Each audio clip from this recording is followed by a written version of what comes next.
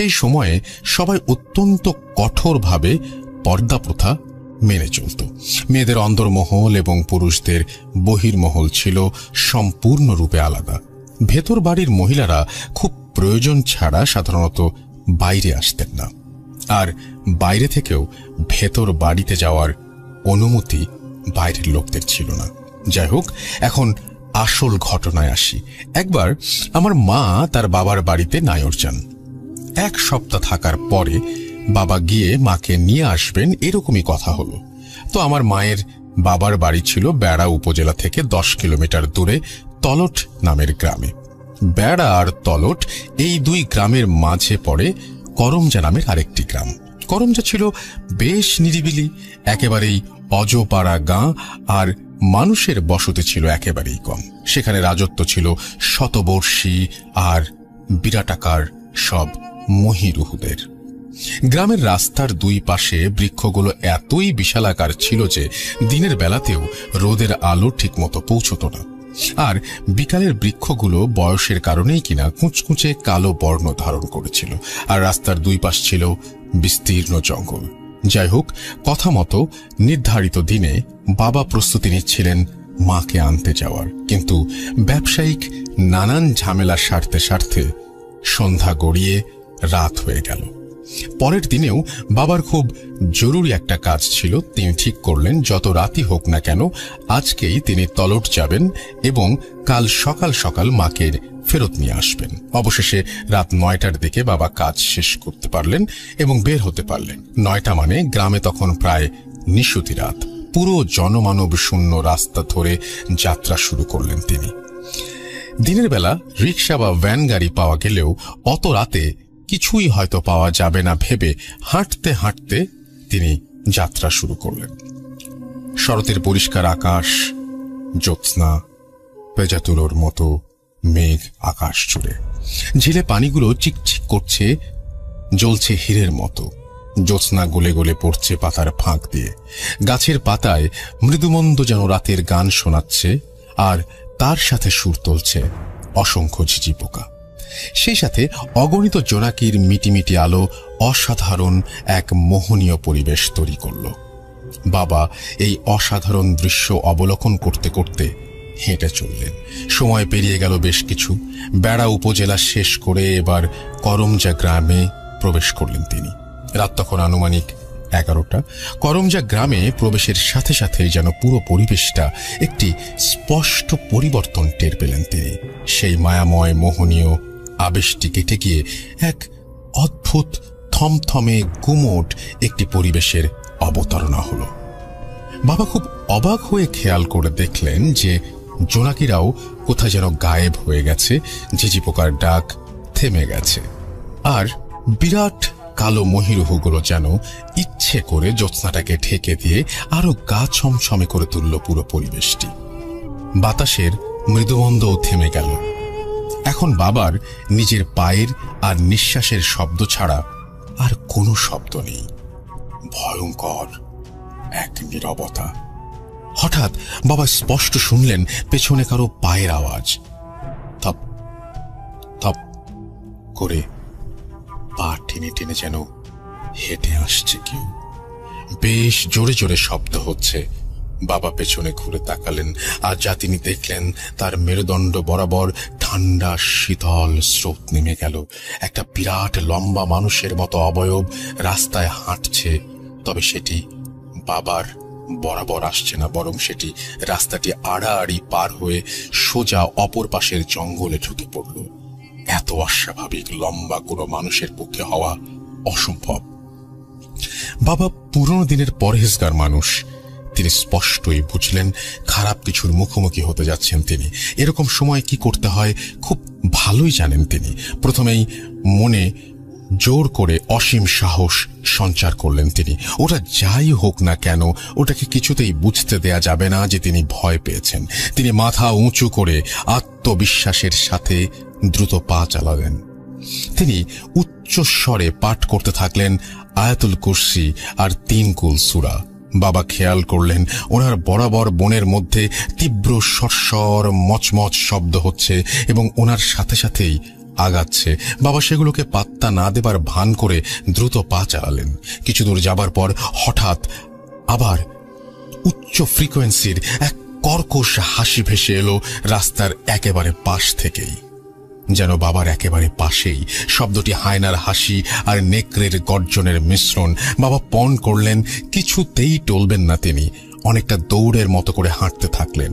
আর একটু সামনে গেলেই করমজার এই ভয়াবহ সফর শেষ। সামনেই তলট গ্রামের সীমানা শুরু। বাবা আরো জোরে জোরে পড়তে লাগলেন আয়াতুল কুরসি। যেভাবেই হোক এইটুকু রাস্তা পার হতেই হবে। সামনে বৃক্ষরাজি কমে আসছে, পরিষ্কার চাঁদের আলো আসতে শুরু করেছে। বাবা ভাবলেন, বোধহয় এ যাত্রায় বেঁচে গেলেন তিনি। হঠাৎ তাকে হতবিহ্বল করে তার আনুমানিক 15 ফুট সামনে একটি বিশাল বৃক্ষ প্রচণ্ড শব্দে ঠিক মাঝখান বরাবর এক টানে দ্বিখণ্ডিত হয়ে গেল এবং বৃক্ষটির দুই অংশ দুই পাশে 180 ডিগ্রি করে পড়ে গেল। যেন বাবার ওপর প্রচণ্ড রাগ দেখিয়ে, তীব্র ক্রোধে, প্রচণ্ড অশরীরী শক্তি বলে চিরে 2 টুকরো করে ফেলল অত বড় একটি বৃক্ষ। এইবার বাবা ছুটলেন প্রাণপণে। তলট গ্রামের রাস্তায় প্রায় 30 মিনিট দৌড়ানোর পরে তার শ্বশুর বাড়ি চোখে পড়ল। একেবারে দরজায় না পৌঁছানো পর্যন্ত ছুটলেন তিনি। বাড়ি পৌঁছানোর পরে সবাই তাকে বলল, এভাবে এত রাতে একা একা আসাটা কিছুতেই উচিত হয়নি তার। কিন্তু ওনার সাথে কি হয়েছে তা কাউকে জানালেন না তিনি। গোসল করে নামাজ পড়ে শুয়ে পড়লেন। ঘটনাটা এখানেই শেষ হতে পারত, কিন্তু আসল মজাটা এখনো বাকি। পরদিন সকালে যখন বাবা ঘুম থেকে উঠলেন, মা বাবাকে জানালেন মায়ের একজন মামি হঠাৎ করে কাল রাত থেকে খুবই অস্বাভাবিক আচরণ করছেন। সবাই ধারণা করছেন তার উপর জিনের আসর হয়েছে। এই জন্য হুজুর ডাকা হয়েছে। বাড়িতে অনেক শোরগোল আর মানুষের ভিড়। বাবার এই মামি অর্থাৎ মামি শাশুড়ি মধ্যবয়স্ক একজন সম্মানিত মহিলা, যিনি বাবাকে অত্যাধিক স্নেহ করতেন। বাবা বেড়াতে গেলেই অনেক আদর যত্ন করে খাওয়াতেন। বাবা তাই নিজ দায়িত্বেই ওনাকে দেখতে অন্দরমহলে গেলেন। অনেক ভিড় করে সবাই গোল হয়ে দাঁড়িয়েছিল মামির চারিদিকে, আর মাঝখানে একটি চৌকিতে বসে সম্পূর্ণ অপ্রকৃতস্থভাবে জড়সড় হয়ে জোরে জোরে হাসছিলেন মামি। বাবা সেই মামির পেছন দিকটায় গিয়ে দাঁড়ালেন। বাবাকে দেখতে পাওয়ার কথা নয় ওনার, কিন্তু বাবা দাঁড়ানোর সাথে সাথে মামির হাসি থেমে গেল। উনি পেছনে না তাকিয়েই অত্যন্ত বিদ্রুপপূর্ণ খ্যাসখ্যাসে কণ্ঠে বলে উঠলেন, কে গো জামাই, রাত্রে একা একা চলাচল করো না? বেশি মনে হয় সাহস দেখাও।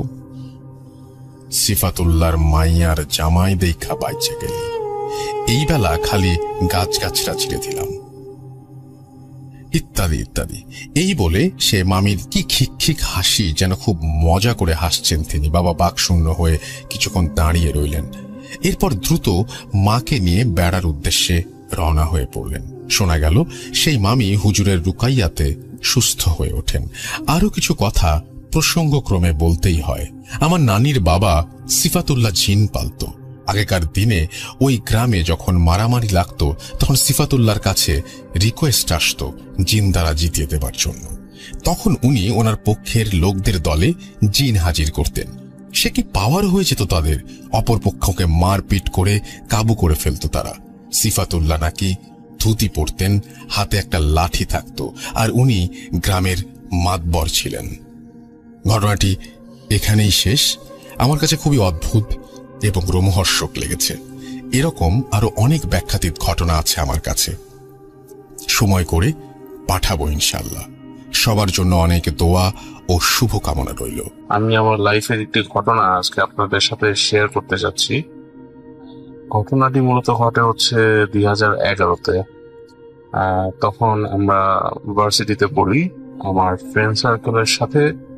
তখন আমরা প্রতিদিনই সন্ধ্যাবেলা প্রায় 10-12 জনের একটা গ্রুপ, প্রতিদিনই আমাদের রেগুলার আড্ডা দেওয়ার একটা টাইম ছিল। তো ওই রেগুলারলি আড্ডা দিতে দিতে একটা প্রোগ্রাম সেট হয় যে একটু বাইরে দূরেতে কোথাও থেকে ঘুরে আসলে কেমন হয়।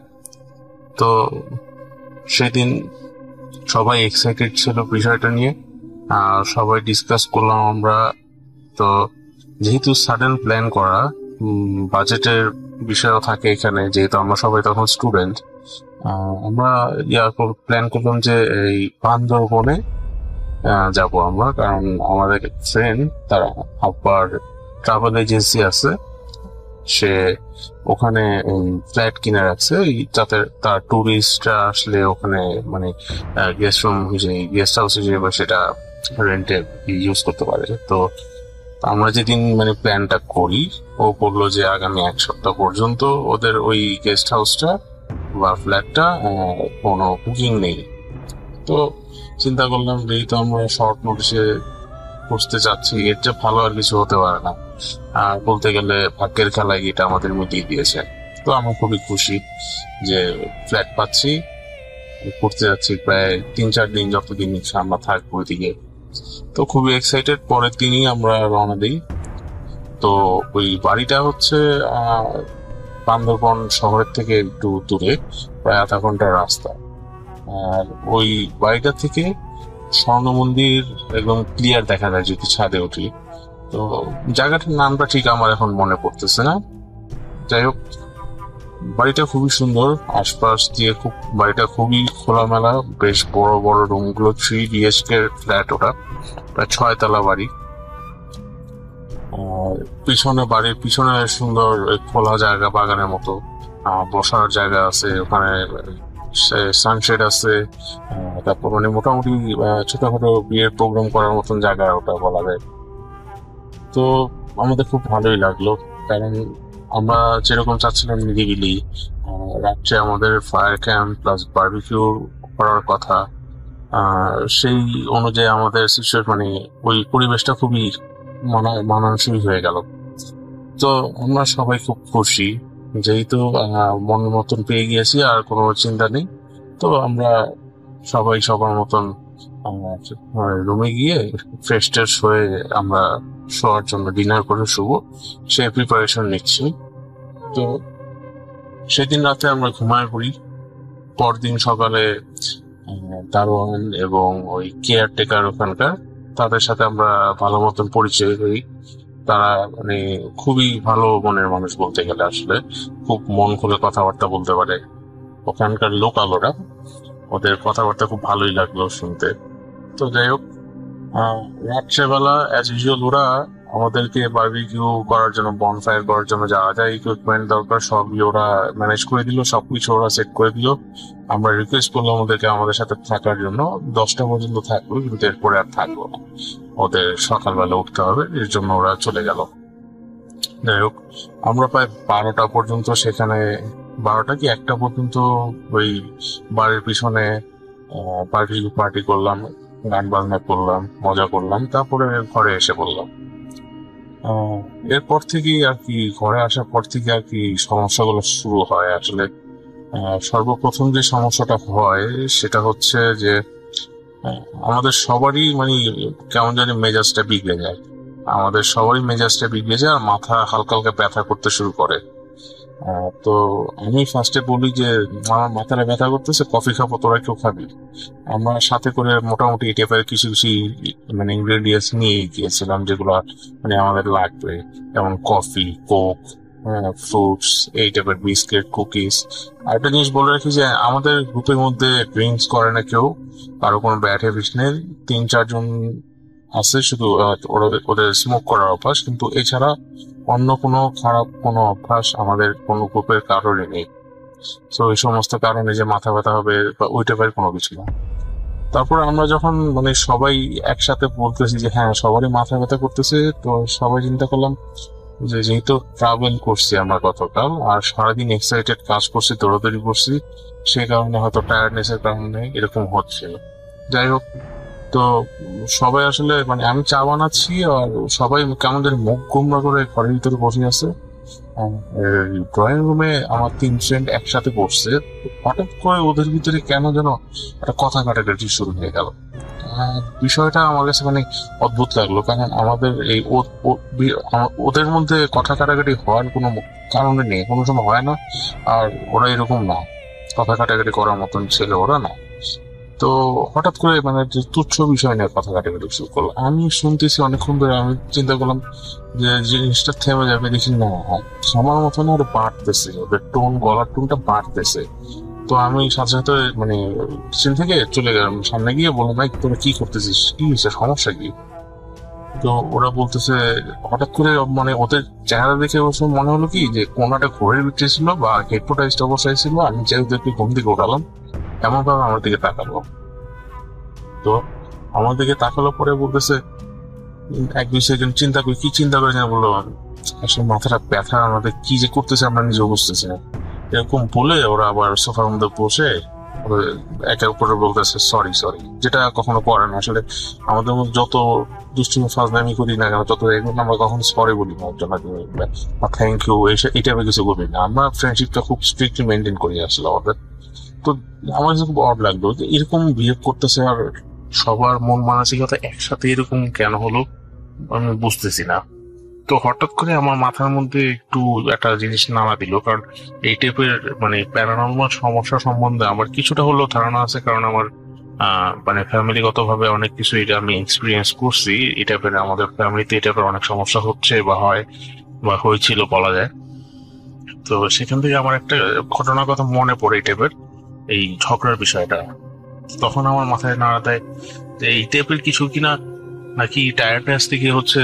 তা আমি পরে চিন্তা করলাম, না ওই টাইপের কি হবে, আমরা ছেলে মানুষ, আমাদের তো ওরকম কিছু হওয়ার কথা না, আমরা তো তেমন উল্টাপাল্টা কিছু করিনি যে ওরকম খারাপ কিছু হবে।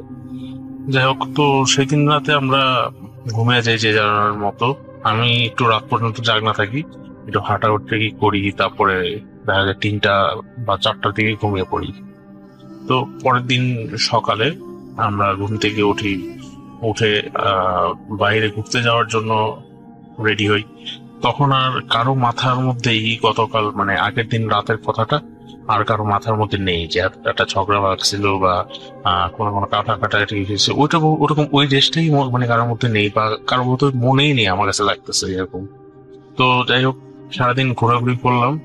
তো সেদিন রাত্রে বাসায় আসার পরে এই ওখানে একজন কেয়ারটেকার চাচা আছে, তার সাথে অনেকক্ষণ গল্প করলাম। গল্প করার পরে হঠাৎ করে সে মানে চলে যাবে, তখন কেন যেন বললো আমাদেরকে যে বাবারা তোমরা তো ঢাকা থেকে আসছো, তোমরা কিন্তু রাত হইলে ছাদে টাদে যাও না, 12টা 1টার পরে ছাদে টাদে যাও না বা বাইরে টাইরে যাও না। হ্যাঁ, কিছু লাগলে আমাদেরকে বললো, আমরা আপনাদের তোমাদের গাইনাদের যা লাগে দিব। আমরা বললাম না বের হব তো কি করতে আর, হ্যাঁ রাত্রেবেলা বের হই না আমরা। পরে আমাকে বলছে যদি পারেন যে বারিন্দাও না গেলে ভালো হয়। হ্যাঁ, আমি বললাম আচ্ছা ঠিক আছে, সমস্যা নাই। আমি বিষয়টা ইয়া করলাম না, কারণ ওরা ওখানকার লোকাল হয়তো ওইসব মানে উল্টাপাল্টা জিনিস বেশি দেখে টাকে বা ওইসব জিনিস বিশ্বাস করে, এরকম চিন্তা করে আমি জিনিসটা মাথা থেকে ঝেড়ে দিলাম। তো আমরা খাওয়া দাওয়া শেষ করি, তখন রাত বাজে 1:30 এরকম সময় আমরা সবাই মিলে একসাথে মানে ড্রয়িং রুমে বসে আছি। তো ড্রয়িং রুমেই হচ্ছে মেইন ডোরটা ওই ফ্ল্যাটের। তো এরকম তখন রাত অনেক, তো হঠাৎ করেই কেমন যেন একটা মানে শব্দ আমাদের গেটের সামনে থেকে আসতেছে, মেইন গেটের সামনে থেকে। কেমন যেন একটা কুকুরের গঙ্গানো বা কোনো একটা জন্তু জানোয়ারের গঙ্গানো শব্দের মতো। হ্যাঁ, তো আমি ঠিক ডিসক্রাইব করতে পারবো না এই শব্দটা, আমি আমার মানে লাইফে কখনো এরকম শব্দ শুনিনি আর বোধহয় না কখনো শুনবো আর ভবিষ্যতে, আর শুনতে চাইও না অ্যাকচুয়ালি। শব্দটা মানে খুবই আস্তে আস্তে শুরু হয়, তারপরে আস্তে মানে ক্রমেই বাড়তে থাকে শব্দটা, গোগানির শব্দটা। তো আমার এক ফ্রেন্ড বলতেছে এটা কুকুরের বা শিয়ালের বাচ্চা বা কিছু একটা হবে, কান্নাকাটি করতেছে। আমি বললি তো গেটের সামনে আসলো কোত্থেকে? বলতেছে যে হয়তো নিচ থেকে গেট খোলা ছিল, ঢুকে পড়ছে। একটা জিনিস বলে রাখা ভালো, ওই মানে বাড়ির এরিয়াটা হচ্ছে একদমই সিল করা, বাড়ির যে বাউন্ডারি গুলা একদমই পুরোটা সিল করা, মানে বাইরে থেকে ট্রেস পাস করার কোনো ওয়ে নেই একমাত্র মেইন গেট ছাড়া। আর যদি মানে ট্রেস পাস করতে হয় কাটা তার কেটে তারপরে আসতে হবে, যেটা জন্তু ধরনের মানে কুকুর বেড়ালের পক্ষে সম্ভব না, যেটা বলতে গেলে। তো যাই হোক, তো শব্দটা শোনার পর মানে আমাদের সবারই কেমন যেন গা ছমছম ভাব হ্যাঁ, সবারই কেমন যেন একটু ভয় ভয় লাগতেছে। তো আমরা কোনো কথা বলতেছি না আর, মানে শব্দটার দিকে সবাই কনসেন্ট্রেট করতেছে। হঠাৎ মানে এই শব্দটা বাড়তেছে তো বাড়তেই আছে। তারপর কিছুক্ষণ পরে মানে এই শব্দটা অটোমেটিক বন্ধ হয়ে গেল।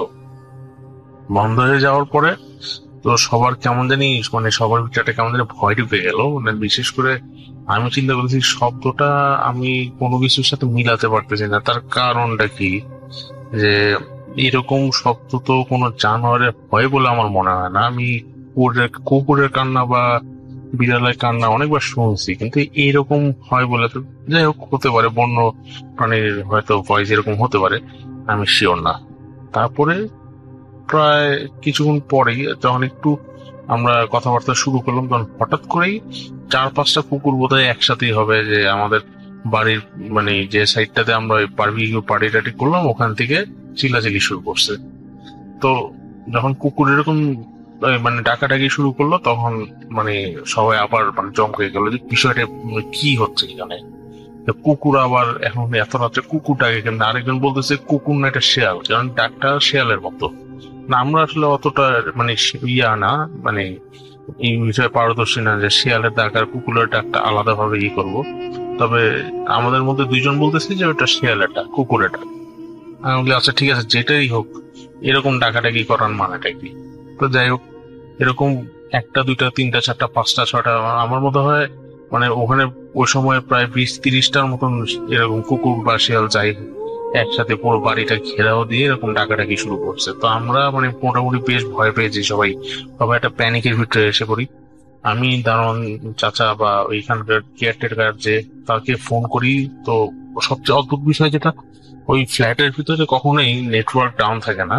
আমি যখন ফোন দিচ্ছি তখন আমাদের কারো মোবাইলে নেটওয়ার্ক নেই, শুধু আমার মোবাইলে একটা ছিল। ফোন দেওয়ার সময় সেটাও কেটে যাচ্ছে, মানে নো সিগন্যাল দেখাচ্ছে, এরকম সমস্যা। তো আমরা মানে খুবই মানে ওখানে ভয় পেয়ে যাই যে বিষয়টা কি, খুবই মানে অদ্ভুত দেখাচ্ছে বিষয়টা, ভালো লাগতেছে না আমাদের। আসছি আমরা রিল্যাক্স হওয়ার জন্য, কিন্তু এখানে একটা প্যানিক অ্যাটাকের মধ্যে পড়ে যাচ্ছে আর কি। তো এরপরে ওই রাতটা আমরা খুবই মানে ভয়ের মধ্যে কাটাই। দেখা যায় ভোরবেলা আমাদের আজানের টাইমটা দিয়ে এই জিনিসগুলো বন্ধ হয়। তো এরপরে মানে আমাদের খুবই মানে অবস্থা, মানে ওই রাতটাকে খারাপ যায়। তো আমাদের চোখে মানে এত ঘুম যে টায়ার্ডও অনেক ওই সময়, ভয়ে টায়ার্ডে মানে আমরা ফজরের আজানের পর পর দিয়ে ঘুমায় এসে পড়ছি সাথে সাথে। তো ঘুমানোর পরে পরের দিন আবার যখন সকালে উঠলাম, তখন বোধহয় প্রায় 12টা বাজে, এরকম দুপুর টাইম হয়ে গেছে। তো এই যে কেয়ারটেকার সে আসছে, নক করতেছে ঘরে, নক করছে পরে আমরা খুলে দিলাম। বললো যে আপনারা নাস্তা টাস্তা করবেন না? আমি বলি, আমি ওই চাচাকে ঘরে আসতে বলে দরজাটা লাগিয়ে দিলাম, যে বললাম যে নাস্তা টাস্তা বাদ দেন, আগে বলেন কালকে রাত্রে আপনারা কই ছিলেন, যে এতগুলো কুকুর শিয়াল কি যাই হোক যে বাড়ির আশপাশ দিয়ে টাকাটাকি করতেছিল, যে আপনারা কি করতেছিলেন? আর এত এইরকম চিল্লাচিল্লির মধ্যে ঘুমাতে পারিনি আমরা কালকে রাতে। তখন সে যা বললো সেটা বললো, তো আমাদের মানে শুনে তো আমাদের অবস্থা খারাপ। যে সে ডাইরেক্ট বলছে যে কিসের কুকুরের কথা বলতেছেন, এখানে কোনো কুকুর বিড়াল ঢুকতে পারে নাকি? আপনারা কুকুর বিড়ালের শব্দ পাইলেন কোত্থেকে? আমি তখন চিন্তা করলাম, না উনি যে কথাটা বলছে কথাটা মানে মানে অযৌক্তিকর না। তার কারণ হচ্ছে আসলে ওই জায়গাটা কুকুর বিড়াল ঢোকার মতো কোনো ওয়ে নেই, কারণ মেইন গেটটা হচ্ছে সলিড স্টিলের। বাড়ির বাউন্ডারির যে মেইন গেট সেটা সলিড স্টিলের তৈরি। ইভেন কি আমাদের বিল্ডিং এর মেইন গেটটাও হচ্ছে কাঠের, একদম সম্পূর্ণ ওই সিল করা কাঠ দিয়ে। তো ঢোকার কোনো ওয়ে নেই। তো প্রত্যেকটা জিনিসই আমরা যেগুলো মানে এই মনে করলাম, যেগুলো এক্সপিরিয়েন্স করছিলাম, ওগুলো হওয়াটা খুবই অস্বাভাবিক ছিল। তো আমরা বললাম, ওনার সাথে শেয়ার করলাম বিষয়টা রাত্রে। তখন ওনারা বললো দেখেন আপনারা তো আসছেন বড় সাহেবের রেফারেন্সে, আপনাদেরকে আমি কিভাবে বলি কথাটা? আমি বলি যাই হোক বলেন না, দেখেন আমাদের রিস্কের ব্যাপার, তো আমরা এতগুলো ছেলেরা আসছি, হ্যাঁ, এর মধ্যে কারো যদি কোনো একটা কিছু হয়ে যায়, আমরা কারোর ফ্যামিলিতে কিভাবে কি জবাব দিব বলে। তখন বলতেছে যে আমি আপনাদের সবচেয়ে ভালোভাবে বলবো কি, আপনারা ঢাকায় চলে যান, আপনাদের আশাটা খুব সম্ভবত মানে ওরা পছন্দ করতেছে না। ওরা পছন্দ করতেছে না এই কথাটা শুনে মানে আমার পিলে চমকাই গেছে তখন। আমি বলি ওরা পছন্দ করতেছে মানে? বলে এখানে একটু সমস্যা আছে, আপনি আপনাদের আমি বইলে বুঝাইতে পারবো না। আমি বলি কি সমস্যা, বলে যে বিশাল সমস্যা, দেখেন এত কিছু আসলে খুইলা বলা যাবে না, আপনারা তো বাইরে থেকে আসছেন, একটু বোঝার চেষ্টা করেন, তবে এটা বোঝেন যে এখানে সমস্যা আছে, আর যেটা সমস্যা আছে সেটা তো আপনারা বুঝতেই পারতেছেন। তো আমাদের মধ্যে আবার 2-3 জন একটু বেশি সাহসী আছে, ওরা বলেছে যে না আমরা আজকে থেকে দেখবো, দেখি কি হয়, দেখি আজকেও এরকম হয় নাকি। তো ওই যে ওই আগের দিন যেরকম মাথা ব্যথার সমস্যাটা সকালে আমরা মোটামুটি ভুলে গেছি, তো রাত্রের ভয়টাও আমরা দিনের বেলা যখন একটু এনার্জি পাইলাম, তখন রাত্রের ভয়টাও মানে অনেকটাই আমরা ভুলে গেছিলাম, কিন্তু কিছু ওইটা যে হয়েছিল ওটা আমাদের মনে আছে। এরপরে যেটা হলো যে ওই দিন আমরা ঘোরাফেরা করলাম ঠিকই, কিন্তু তেমন একটা মানে ভালো খোশ মেজাজে যে ছিলাম না আমরা। রাত্রের বেলা আমরা যখন বাসায় আসলাম, বাসায় এসে মানে বাসায় ঢোকার সাথে সাথে সবাই আবার মুড খারাপ, যে রাতটা কেন হলো এরকম, একটা রাত হওয়াটা রাতের জন্য দোষ হয়ে গেছে, এরকম একটা অবস্থা। তারপর খাওয়া দাওয়া করলাম, খাওয়া দাওয়া করে আমাদেরকে ওই যে ওই কেয়ারটেকার চাচা সে বলল যে আপনারা ঘরে ভিতরেই থাকেন, বেড টেড হবেন না। আমি বললাম ঠিক আছে, সমস্যা নেই, আমরা বেড টেড হবো না। আর উনি বললো যে আমি একটু জমজম কূপের পানি দিয়ে যাই, একটু ছিটাই নিয়ে ঘরে। আমাদের আচ্ছা ঠিক আছে। তো আমরা আমি জমজম কূপের পানিটা ঘরের এদিক ওদিক ছিটাই রাখলাম। আর এমনি আমরা সবাই খাওয়া দাওয়া সেরে তখন ড্রয়িং রুমে বসলাম সবাই একসাথে। তো এটা বাজে 1:30 বাজে, 2টা বেঁচে গেল, তো আর কোনো ওরকম কিছু শুনতেছি। তো চিন্তা করলাম যা হওয়ার মধ্যে হয়ে গেছে, আর মধ্যে কিছু হবে না, যাই। এরপরে যেটা সমস্যা শুরু হলো সেটা হচ্ছে মানে মানে আরো বেশি ভয়ঙ্কর, সেটা হচ্ছে 2:30টার সময়, রাত 2:30টার সময় এই আমরা এই দৌড়াদৌড়ি শব্দ পাচ্ছি আমাদের উপরের ফ্ল্যাটে। এখন বিষয় হচ্ছে আমাদের এই মানে আমরা যে বিল্ডিংটাতে আছি, এই বিল্ডিংটাতে আমরা ছাড়া আর কেউ নেই, এই বিল্ডিংটাতে আমরা ছাড়া আর কেউ থাকে না। আর কেয়ারটেকার বা দারোয়ানের আলাদা কোয়ার্টার বিল্ডিং এর পাশ দিয়ে, ওই বিল্ডিং এর ভিতরে আর কেউ নেই, আমাদের ফ্ল্যাটটাই শুধু, বাকি সব কটা ফ্ল্যাটই তালা মারা। তো যখন দৌড়াদৌড়ির শব্দটা পেলাম, তখন আবার ওই যে পিলে চমকানো অবস্থাটা আমার, যে এখন আবার কি সমস্যা হলো বাবারে বাবা। হ্যাঁ, মানে মানে ওই মোমেন্টটা আমি আসলে ডিসক্রাইব করতে পারবো না কিরকম ভয়ঙ্কর বা কিরকম ভয় আমরা পাচ্ছিলাম। যাই হোক, ওই 2:30টার সময় এই শব্দটা যখন শুরু হলো, ওই শব্দটাও বাড়তে থাকলো, আর সাথে সাথে দরজার সামনে আবারও সেই গুনগানের শব্দটা। এই শব্দটা চালু হওয়ার পর মানে তখন আমাদের আবার অবস্থা খারাপ, আবারও মোবাইলে আমাদের নেটওয়ার্ক নাই, আবারও মানে ভয় লাগা শুরু হলো, কিন্তু কুকুরের ডাক বা শিয়ালের ডাক আর পাচ্ছি না ওই দিন রাতে। তো ওই দিন রাতে যেটা হলো যে ওই দৌড়াদৌড়ি শব্দটা এক সময় ফ্ল্যাটে থেকে বের হয়ে আমরা তখন পাচ্ছি হচ্ছে যে উপরের থেকে নিচে সিঁড়িতে নামতেছে, আবার নিচে সিঁড়িতে থেকে উপরের সিঁড়িতে নামতেছে, এরকম দৌড়াদৌড়ি করতেছে। তো স্পষ্ট আমরা বুঝতে পারতেছি বিষয়টা। তো আমরা সবাই ওখানে মানে খুব মানে মারাত্মক একটা প্যানিকের ভিতরে পড়ে আছি। এই অবস্থায় আমাদের মধ্যে 2জন ফ্রেন্ড, এরা এরা আবার একটু বেশি সাহসী বলতে গেলে, হ্যাঁ, এরা মানে এইসব জিনিস কমই বিশ্বাস করে, বলে যে না এটা কেউ শয়তানি করতেছে, অন্য কিছু এটা কেউ শয়তানি করতেছে, ওরা শিওর এরকম ভাবে বলতেছে। তো ওই অতি মানে কি বলবো, ওর যে কাজটা করতে গেছে ওটা ওর না করাটাই অ্যাকচুয়ালি ভালো ছিল, আমি বলবো ওর লাইফে একটা দাগ পড়ে গেছে ওটার কারণে। যেটা করছে যে ও প্ল্যান করলো যে উপরে থেকে যখন নিচে নামবে তখন সাথে সাথে দরজাটা খুলে দেখবে, কারণ দরজাতে খুললেই সিঁড়িটা দেখা যাচ্ছে। তো যখন আমরা অনেক করে না করলাম ওকে যে এরকম কাজটা করার দরকার নেই, যখন ও গেল ওই গেটের সামনে, ওই গোঙ্গানিটা তখনও আসতেছে, গোঙ্গানি স্বপ্নটা, আর উপরে থেকে তখন নিচে নামবে। তো নিচে নামবে এরকম সময় ও দরজাটা খুলছে, দরজাটা খোলার সাথে সাথে ও মানে ওখানে চিৎকার দিয়ে আল্লাহ বলে চিৎকার দিয়ে পড়ে গেল, আর সাথে সাথে দৌড়ানির শব্দও বন্ধ, আর ওই গোঙ্গানির শব্দও বন্ধ, শেষ। আর কোনো শব্দই পাওয়া যাচ্ছে না, একদম পিন ড্রপ সাইলেন্স ওখানে, মানে সবকিছু যেমন বন্ধ হয়ে গেল ওদিকে সবকিছু, মানে মানে কি বলবো ওটাকে। তো আমরা তো মানে মানে অবাক সবাই যে কি হলো, মানে কি হলো কি দেখলো, এমন ভয় কিভাবে পাই দেবো, ওর মতন ছেলে যে অজ্ঞান হয়ে পড়ে গেল। মানে ও গেটটা খুলে মনে হয় 5-6 সেকেন্ড হবে, কিন্তু এমন কিছু একটা দেখছে যেটা মানে ও কেন কোনো মানুষ বোধহয় কোনো কিছু একসেপ্ট করতে পারবে না। তো ওকে আমরা বিছনায় শোয়ানোর পরে দেখি ওর গায়ে জ্বর এসে পড়তেছে, কাঁপাকাঁপি শুরু করে দিয়েছে। তো আমরা মাথায় পানি দিয়ে মানে অনেক চেষ্টা করি রাত্রেবেলা যতটুকু জাগ করা যায়। তারপরে আমাদের ফ্রেন্ড সার্কেলের ভিতরে যে যতটুকু ভালো মানে সূরা করতে পারে বা নামাজ পড়তে পারে, নামাজি যারা আছে, আমরা সবাই সূরা টুরা পড়ে ফু দিতেছি, আয়াতুল কুরসি করতেছি, তারপরে সূরা ফাতিহা পড়তেছি, পড়ে টরে ও গায়ে ফু দিতেছি। তো এরকম প্রায় ভোর পর্যন্ত ওকে নিয়ে আমরা এরকম টেনশনে। তো ফজরের আজানের পর দিয়ে ওর এই জ্বরটা কমে গেল, গাটা ঘাম দিয়ে জ্বরটা ছেড়ে দিল। তখন আমরা একটু রিল্যাক্স, যে এখন হয়তো একটু ভালো হবে।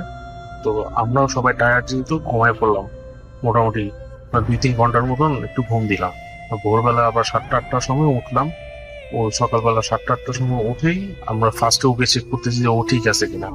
ও ঘুম থেকে দেখি উঠে জানলার সামনে তাকায় বসে রয়েছে, কোনো কথা বলতেছে না। তা আমাদের তো ভয় লেগে গেছে যে এর আবার কি হলো, মানে কোনো কথাই বলছে, মূর্তির মতন জাস্ট বসে রয়েছে ওখানে। তো ওর এই ব্যবহারটা মানে আচরণটা দেখে আমরা সবাই একটু অবাক হই। তারপরে আবার মানে আমি বললাম যে ও যে জিনিস দেখছে হয়তো দেখার মতন ছিল না, মানসিকতা ছিল না, যার কারণে শখটার ভিতরে আছে। এখন কিছু ওকে না জিজ্ঞেস করাই ভালো। তো আমরা কোনো কথাবার্তা বলি না, আমি সাথে সাথে বলি সবাই ব্যাকপ্যাক করো। এখন আর কোনো এখানে খাওয়া দাওয়ার কিছু দরকার নেই, ডাইরেক্ট আমরা বাস স্ট্যান্ডে যাবো, ওখান থেকে যে খাওয়া দাওয়া করে তারপরে আমরা ওখান থেকে ঢাকা রওনা দেবো। এখানে আমি আর 1 মিনিটও থাকার জন্য রাজি নেই। তো সবারই মন টন খারাপ, সবাই প্যাক করে সাথে সাথে ওখান থেকে আমরা আমাদের গাড়ি একটা মানে গাড়ি আমরা করে রাখছিলাম, মাইক্রোবাস কন্ট্যাক্ট করে রাখছিলাম। ওনাকে ফোন দিলে সাথে সাথে এসে পড়ে আমাদের নিয়ে গেল। তো উনি জিজ্ঞেস করলো অনেকবার যে কি ব্যাপার, আপনাদের তো 4-5 দিন থাকার কথা আছে, আজকে চলে যাচ্ছেন। তো আমরা কিছু বলিনি, বলে শুধু বললাম যে একটু সমস্যা হয়েছে, জায়গাটা ভালো লাগতেছে না। তো ওনারা দেখলাম মুখটা কেমন জানি গোমরা হয়ে গেল, কিছু বললো না, আর কিছু জিজ্ঞেস করলো না। যাই হোক, ওই জিনিসটা আমার কিছু অস্বাভাবিক লাগলো। আর ওখান থেকে যখন আমরা চলে আসলাম ঢাকায়, ওই পুরো রাস্তায় আমি ওই ফ্রেন্ডটাকে আর কিছু, আমরা কেউই আর ওকে কিছু জিজ্ঞেস করিনি। ঢাকায় আসার পরে যখন নাকি আমরা ওকে বাসায় দিয়ে আসলাম, তার পরের দিন ওর বাসায় গেলাম। ওর অবস্থা জিজ্ঞেস করার জন্য কেমন আছে। আপুকে বললাম যে ওর অসুস্থ হয়ে গেছিল, জ্বর আসছিল রাত্রে এরকম। তো আম্মু প্রচুর টেনশনে পড়ে গেছে। তো আমরা পরের দিন ওর কাছে জানলাম যে তুই কি দেখছিলি, এমন কেন হলো তোর। তখন ও ওখানে বসে যে যখন ওই কথাটা বললো, ওখানে বসে আমাদের হাতটা পানি শুকায় গেছে। এরকম কথা শোনার জন্য আমরা কেউ রাজি মানে এই রেডি ছিলাম না কথাটা শোনার জন্য।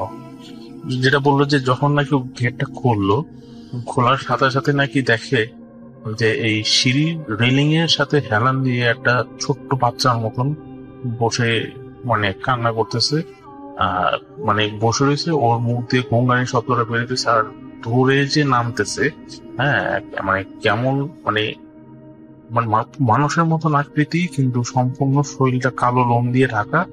আর মাথাটা যখন নামতেছে, উপরে থেকে যখন নামতেছে, ওর চোখের দিকে চোখ একদম বরাবর তাকায় রয়েছে। আর নামার সময় মাথাটা একদম পিছনে ঘুরে যেতেছে, মানে সামনে থেকে মাথাটা 180 ডিগ্রি পিছনে ব্যাক করে ঘুরে যেতেছে। এরকম দেখছে। জিনিসটা দেখার সাথে সাথে ও মানে ওইটা জিনিসটা দেখার সাথে সাথেই সেন্সলেস হয়ে গেছে। তো এই কথাটা যখন ও আমাদের বললো, তখন আমাদের এই মানে ওখানে অবস্থা খারাপ, এটা কি বলতেছে ও, এটা কি দেখছে, এটা কিভাবে সম্ভব, এটা হয় কিভাবে। তো এরপর থেকে আমরা আনফর্চুনেটলি এই টাইপের মানে ট্যুরের কোনো প্ল্যান করলেও মানে এরকম নির্জন জায়গায় আর কোনো সময় বাইরে ঘুরতে যাওয়ার প্ল্যান ট্যান করতে পারিনি বা করার সাহসও করিনি। ইভেন কি এখনো পর্যন্ত আমি কাউকে নিয়ে এভাবে কোথাও ঘুরতে যাওয়ার প্ল্যান করি না, একা গেলে সেটা আলাদা বিষয়। তো এই ছিল আমার স্টোরি।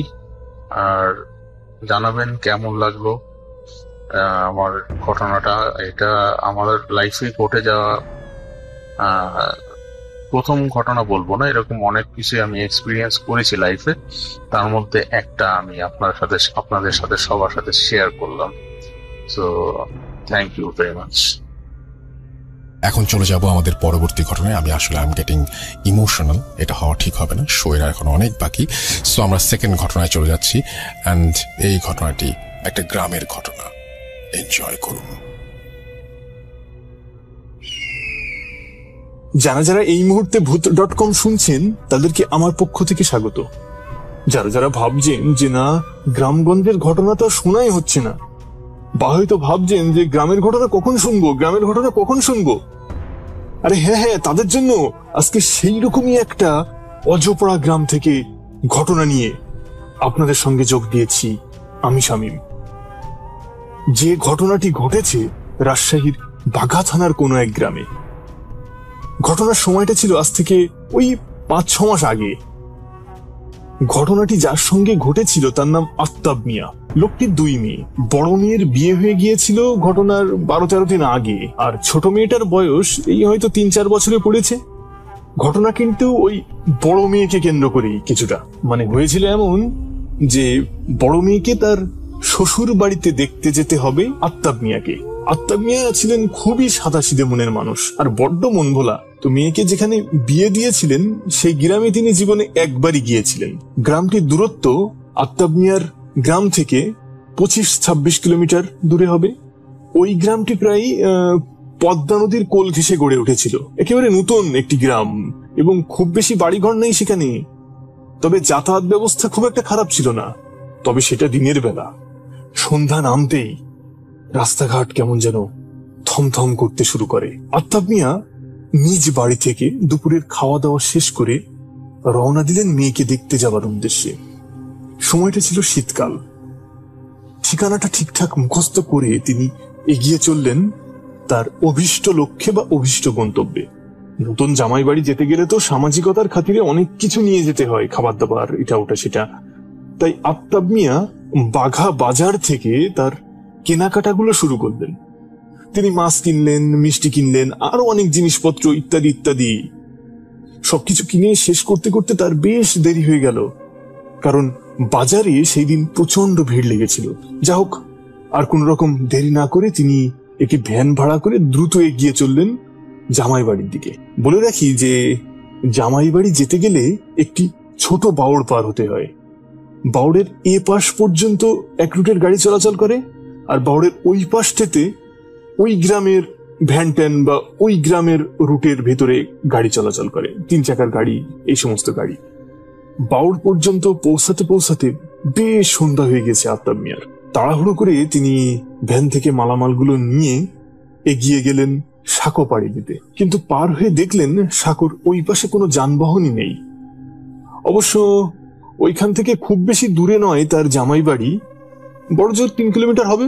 তাই আফতাব মিয়া সিদ্ধান্ত নিলেন যে বসে না থেকে আমি হাঁটতে থাকি, যদি চলতে চলতে কোনো ভ্যান ট্যান বা গাড়ি পেয়ে যায় তাহলে উঠে পড়ব। তিনি সময় দেখবার জন্য মোবাইল বের করতে গিয়ে দেখলেন পকেটে মোবাইলটা নেই। তিনি একটু চিন্তায় পড়ে গেলেন যে ফোনটা কি সে বাড়িতে ফেলে এসেছে নাকি রাস্তাতে কোথাও খোয়া গেল। এটা নিয়ে ভাবতে ভাবতে তিনি প্রায় 1.5-2 কিলোমিটার হাঁটলেন। বেশ অন্ধকার, খুব একটা ভালো করে পথ দেখা যাচ্ছে না।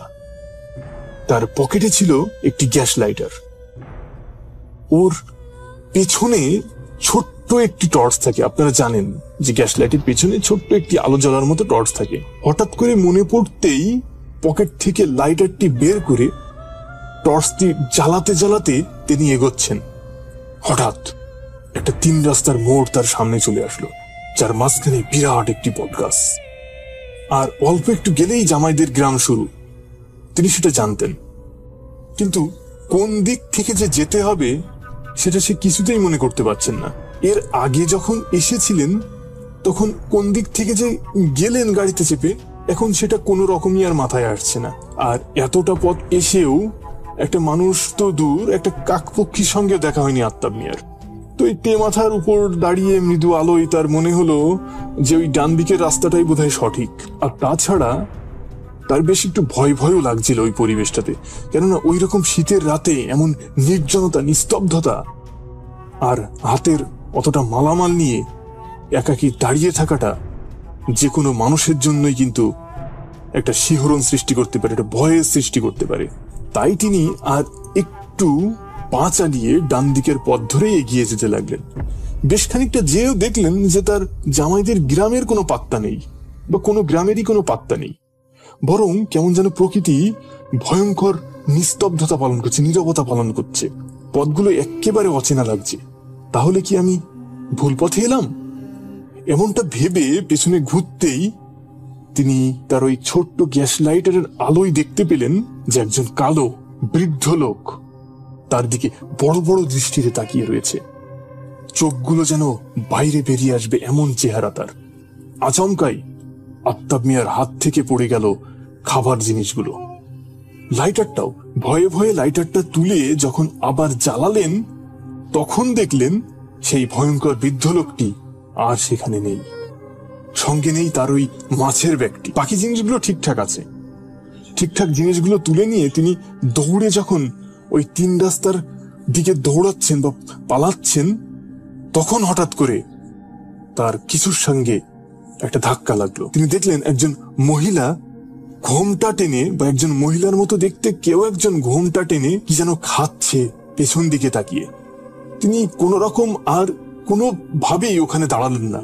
তারপর সেখান থেকে প্রচন্ড জোরে দৌড়ে তিনি ওই বট গাছটি, যে 3 মাথার যে বট গাছটি, ওই 3 মাথার ওই বট গাছটির ওই কাছ পর্যন্ত পৌঁছালেন। ওখানে এসে দেখলেন যে ওই বট গাছটির কাছে বা বট গাছটির গোড়ায় কিছু একটা পড়ে আছে, এবং তার পাশে আরেকজন লোক বসে বসে খাচ্ছে, আস্তে আস্তে খাচ্ছে, এবং একটু চোর চোর দৃষ্টিতে আফতাব মিয়ার দিকে তাকাচ্ছে।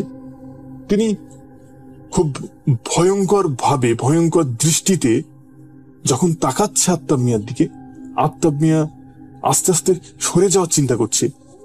তিনি তখন কি করবে সেটা ঠিক বুঝে উঠতে পারছে না। হঠাৎ তিনি কিছুর সঙ্গে হোঁচট খেয়ে মাটিতে পড়ে গেলেন। আস্তে আস্তে উঠে দাঁড়িয়ে লাইটটা মেরে দেখলেন তিনি একটা লাশের সঙ্গে হোঁচট খেয়েছেন। সেই লাশটার আবার মাথা নেই। তিনি সেটা দেখে প্রচন্ড ভয় পেলেন, এবং ভয় পেয়ে বাম পাশের রাস্তা দিয়ে তিনি দৌড়ে পালালেন। মানে আগে যে ডান পাশের রাস্তা দিয়ে তিনি দৌড়ে চলে গিয়েছিলেন, রাস্তা ভুল করেছিলেন, এখন তিনি ঠিক সেই অবস্থানে ফিরে বাম পাশের রাস্তা দিয়ে দৌড়ে পালালেন। কিছুটা যেতেই তিনি দেখলেন যে বেশ রাস্তার মাঝখানে একটা বলের মতো কিছু একটা পড়ে আছে। স্বাভাবিকভাবেই তিনি সেখানে লাইট মারলেন, এবং লাইট বেড়ে যে জিনিসটা দেখলেন সেটা আরো বেশি ভয়ঙ্কর, আরো বেশি মারাত্মক। একটা মানুষের জীবনকে বা মানুষের হৃদয়কে সর্বোচ্চ ভয় লাগানোর মতো একটি পরিবেশ বা একটি অবস্থা, একটি মুহূর্ত তখন তার সামনে এসে হাজির। তিনি দেখলেন যে সেই ফুটবলের মতো জিনিসটা যে পড়ে আছে সেটি একটি লাশের মাথা, এবং সেটা আর কারোর মাথা নয়, সেটা তার নিজের মাথা। সম্ভবত তৎক্ষণাৎ তিনি সেখানে অচেতন হন। জ্ঞান ফিরতেই জানতে পারলেন যে তিনি তার জামাই বাড়িতে আছেন। তিনি আরো শোনেন রাতে তার আসবার অপেক্ষায়, যখন মেয়েদের বাড়ির বা শ্বশুর বাড়ির লোকজন অপেক্ষা করছে, সময় পার করছে, তখনও যিনি আসলেন না, তখন তার মেয়ে তার জামাইকে বলেন যে তুমি একটু এগিয়ে যে দেখো তো, আমার বাবার তো আসার কথা ছিল, কিন্তু তিনি কেন আসছেন না, রাস্তায় কোনো গাড়ি টাড়ির সমস্যা কিনা। আর যেহেতু মোবাইল ছিল না, মোবাইলে যোগাযোগ করার কোনো পথই ছিল না। জামাই তার একজন বন্ধুকে নিয়ে বড় একটি টর্চ লাইট নিয়ে এগিয়ে যেতে থাকলেন বাউড়ের দিকে। বাউড়ে না যেতেই বেশ পথের মাঝখানেই অজ্ঞান হয়ে পড়েছিলেন তার শ্বশুর মশাই সেখানে। তাছাড়া আর কোনো কিছু চিহ্ন নেই। তখন জ্ঞান ফেরানোর বহু চেষ্টা করলেন, কিন্তু সব চেষ্টাই বিফলে গেল। বিফলে যাবার পরে দুজনে মিলে তাকে ঘাড়ে করে নিয়ে আসলেন, মানে আফতাব মিয়াকে ঘাড়ে করে নিয়ে আসলেন বাড়িতে নিয়ে আসলেন। তারপর তার জামাই পরদিন সকালবেলা যখন শ্বশুরমশাইয়ের জ্ঞান ফিরল, তখন শ্বশুরমশাইকে জিজ্ঞাসা করলেন যে আপনি অজ্ঞান হয়ে গেছিলেন কিভাবে। উত্তরে আফতাব মিয়া সব কথা খুলে বললেন, গতকালকের পুরো ঘটনাটা খুলে বললেন। জামাই বলল, ও আচ্ছা, আপনি তো ওই কালীর মোড় বটতলা থেকে ডান দিকে গেছিলেন, তাই না? ওই বটতলা থেকে ডান দিকে তো কিছুটা গেলেই এটা বড় শ্মশান। যদিও এখন আর ওখানে মানুষ টানুষ পোড়ানো হয় না, ব্যবহার হয় না, কিন্তু আগে প্রায় 16-17 গ্রামের মানুষের সব সৎকার কিন্তু ওখানেই হতো। এখন ওইদিকে মানুষ খুব একটা যাতায়াত করে না। সেই আগের হিন্দু হিন্দু যে বসতিগুলো ছিল সেগুলো আস্তে আস্তে বিলীন হয়ে যাওয়ার কারণে এখন ওখানে আর পোড়ানো হয় না। তবে ওই জায়গাটা এখন মানুষজন খুব একটা যায় না, বেশ ভয়ের নাকি শোনা যায়। আত্তাব মিয়া খুবই মর্মাহত হন এবং এই ঘটনা নিয়ে সে বহুদিন ভাবতে থাকেন। যদিও তার কোনো শারীরিক সমস্যা কিছু হয়নি, সে বেশ সুস্থ, এখনো সুস্থ, কিন্তু জামাই বাড়ি সে আর যান না। ঘটনাটি আমি পেয়েছিলাম বাঘার তুহিনের কাছ থেকে। অপেক্ষা করছি তার কাছ থেকে আরো এমন সমস্ত ঘটনা পাওয়ার জন্য, যাতে করে ভূত.com এর প্ল্যাটফর্মে উপস্থাপন করতে পারি আমি শামীম এই সমস্ত ঘটনা। ভালো থাকুন, নিরাপদে থাকুন, শুনতে থাকুন ভূত.com। আউযু বিল্লাহি মিনাশ শাইতানির রাজিম। বিসমিল্লাহির রহমানির রহিম। আসসালামু আলাইকুম লিসেনার্স। আসসালামু আলাইকুম রাসেল ভাই। আপনি সবসময় ভালো থাকেন। আল্লাহ পাক যেন আপনাকে সমস্ত অবস্থায় ভালো রাখেন, যাতে আমরা আপনার কাছ থেকে আজীবন যেন এরকম ঘটনা বা এরকম একটা প্রোগ্রাম পাইতে পারি। এই জন্য মনের সাধুবাদ জানাই আপনাকে। আর রাসেল ভাই, আপনার কথা মতো আমি সেই রকম একটা কোয়াইট প্লেসে এসেই ঘটনাটা শেয়ার করতেছি। এটা আমার সাথে ঘটে যাওয়া ঘটনা এবং আমি সেই স্পটেই দাঁড়াই আছি। যাই হোক, আমি আমার ঘটনায় চলে যাচ্ছি। প্রথমে আমার পরিচয় দিচ্ছি। আমার নাম পরাগ। আমি দিনাজপুরের বিরামপুর বরেন্দ্র চরণভূমি থেকে বলছি। এখানে অনেক ঘটনা আছে রাসেল ভাই, আমি একে একে শেয়ার করব আপনাকে। তো এই ঘটনাটা ঘটে 2019 সালের ফার্স্ট দিকে। তো আমাদের এখানে একটা রেল লাইন আছে, এই রেল লাইন ঘিরে অনেক ঘটনা আছে। সেখানকারই একটা ঘটনা আপনাকে বলতেছি, যেটা আমার সাথে এক্সপিরিয়েন্স হয় আর কি আমার। তো আমাদের রেল লাইনের ধারে একটা অনেক বড় একটা অফিস আছে, ফিশারি অফিস। এখানে মৎস্য প্রজনন, কৃত্রিম প্রজনন করা হয় এখানে। তো এখানে আমরা ছেলেপেলেরা আড্ডা দেই, ভিতরে গল্প গুজব করে গান টান গাই। তো একটা পিকনিক রাখছিলাম, পিকনিকে গেছিলাম। তখন বাজে রাত 8:30। তো আমি খাওয়া দাওয়া করে 9টার ভিতরে আমাকে একটু তাদের আগে একটু ব্যাক করতে হবে, দোকানে যেতে হবে আমার। বাবা ফোন করছিল, যার কারণে আমি এখান থেকে বের হয়ে আসি। তো এদিক দিয়ে যাওয়ার দুটো রাস্তা আছে।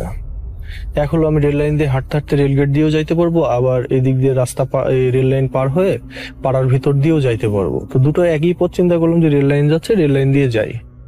তো এর ভিতরে একটা ফোন কল আসে, আমি কথা বলি আর রেল লাইন দিয়ে হাঁটতে হাঁটতে যাই। আর আমার সামনে দিয়ে বরেন্দ্র ট্রেনটা স্টেশনের দিকে ঢুকতেছে আস্তে আস্তে। তো আমি চিন্তা করলাম যে ট্রেনের পিছিয়ে পিছিয়ে হাঁটতে হাঁটতে চলে যায়। কারেন্টও ছিল ওই সময়। কারেন্ট থাকলে একটু হয় কি আশপাশগুলো দেখা যায় সুন্দরভাবে, আর কারেন্ট চলে গেলে একদম স্তব্ধ। তো আমি হাঁটতে হাঁটতে যাচ্ছি। তো একটু পরে আমার কলটা শেষ হয়ে যায়, আমি ফোনটা কাটি। হঠাৎ করে হাঁটতে হাঁটতে রেল লাইনে আমার বাম পায়ে কি যেন একটা আঘাত লাগলো। আঘাত বলতে কি, মানে ফুটবলের মতো, ফুটবলে যেরকম পা দিয়ে আপনি শর্ট করলে পরে সামনে আগায় যায়, এরকম ফুটবলের মতো পাটা লেগে একটু আগায় গেল, এরকম মনে হইলো। তো কারেন্টটা ওই সময় চলে গেছে। তো আমি ফোনটা কাইটে লাইটটা বের করে যখন দেখছি, রাসেল ভাই বিশ্বাস করবেন না, ওই সময়টা ওটা দেখার জন্য আমি কেন, যত লিসেনার আছে যারা এরকম মানে এক্সপিরিয়েন্স করে, তারা কেউ চাবে না যে এরকম একটা সামনে এইরকম একটা জিনিস পড়ুক। তো দেখি কি, একটা কাটা মাথা রাসেল ভাই আমার দিকে তাকায় আছে, চোখগুলো বড় বড় করে, আর ডান দিকে তার অবশিষ্ট দেহটা পড়ে আছে। আমি তো রাসেল ভাই পুরাই শকড যে এরকম একটা মানে ইনসিডেন্ট আমার সঙ্গে হবে। আমি ওখানে মানে কি করব বুঝতে পারি না। আমি ওই জায়গাটা দেখার পরেই আমি কোনো রকমই ওখান থেকে পার হয়ে চলে আসি রাসেল ভাই। সামনে একটা ব্রিজ আছে, তারপরে রেলগেট। তো ব্রিজের ওখানে কয়েকজন ছেলে বসেছিল, আমার মানে পাগলামো দেখে আমি মানে পাগলা চিল্লাচ্ছিলাম আর কি, হ্যাঁ এটা কি হইলো, হ্যান ত্যান, কেন দেখলাম আমি এরাচ্ছি, এভাবে করে নিজেকে বুঝ দিতেই পারতেছিলাম না। একদম মানে ক্রেজি হয়ে গেছিলাম রাসেল ভাই, যেটা বলে বুঝাইতে পারবো না। ওই সময়ের আমার ইনসিডেন্টটা যার সঙ্গে হয় সেই ভালো বলতে পারে। তো আমি কোনো রকমে পার হয়ে চলে গেছি। পরবর্তীতে আমি আর দোকানে যেতে পারিনি, আমার ভাইয়ার অফিসে যেয়ে আমি একটু নিজেকে শান্ত করার চেষ্টা করলাম। তো রাসেল ভাই ওই ভাইয়াটা আমাকে এখন জিজ্ঞেস করে যে আসলে কি হয়েছে। তো আমি বললাম যে ভাই এরকম রেলে কাটা লাশের মাথার সাথে আমার পায়ে বাড়ি লাগছে, এরকম আমার সাথে এই ঘটনাটা ঘটছে। তো আসলে ঘটনাটা কতটা ভয়ের ঘটনা রাসেল ভাই এটা আমি জানি না, তবে আমার এক্সপিরিয়েন্সটাই আমি আপনাকে শেয়ার করতেছি। তো ভাইয়া আবার পরে বললো উনিও ইন্টারেস্ট হইলো, চলো তো একটু দেখে আসি। তো আমি এখানে আবার আসলাম। তো আসার পর দেখি সবাই লাশটাকে আসে দেখে চলে যায়, আসে দেখে চলে যায়, এভাবে দেখতে দেখতে একটা পর্যায়ে মনে করেন যে লোকজন কমে যাচ্ছে, কিন্তু লাশটাকে স্থানান্তরের কোনো ব্যবস্থা করতেছে না। তো আমার কাছে জিআরপি মানে রেলের জায়গা, তো জিআরপির নাম্বার ছিল। তো জিআরপি কে আমি হেডকোয়ার্টারে ফোন দিয়ে বলি যে এরকম এরকম অবস্থা, তো লাশটার উপর দিয়ে ট্রেন যাচ্ছে, এটা একটা ব্যবস্থা করেন। তো ওনারা আবার ওই যে আমাদের হিলি স্থলবন্দরের যে সার্কেল পোর্টটা আছে এখান থেকে ওসি কে আনাই, জিআরপির ওসি।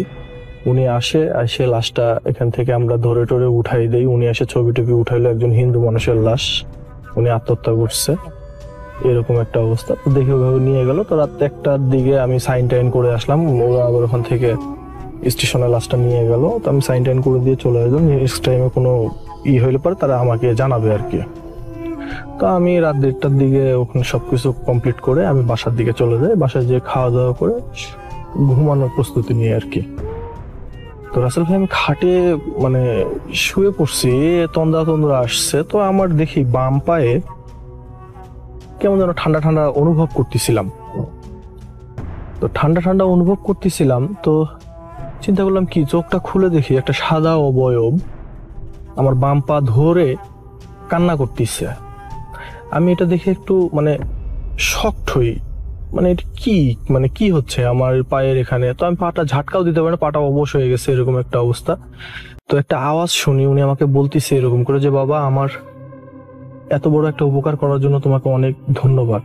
তুমি যদি আমার সৎকারের কাজটা না করতা তাহলে হয়তো কুকুর শিয়াল আমার লাশটা খাই ফেলতো, ঠিক আছে, ওটা আমার জন্য ভালো হইতো না। তো তুমি আমার যে উপকারটা করছো বাবা, আমি তোমার ঋণ কিভাবে শোধ করবো জানি না বাবা, তুমি আমাকে ক্ষমা করে দাও, আমি আমার পারিবারিক কারণে আত্মহত্যা করছি, এইভাবে কথাটা আমাকে বলছে।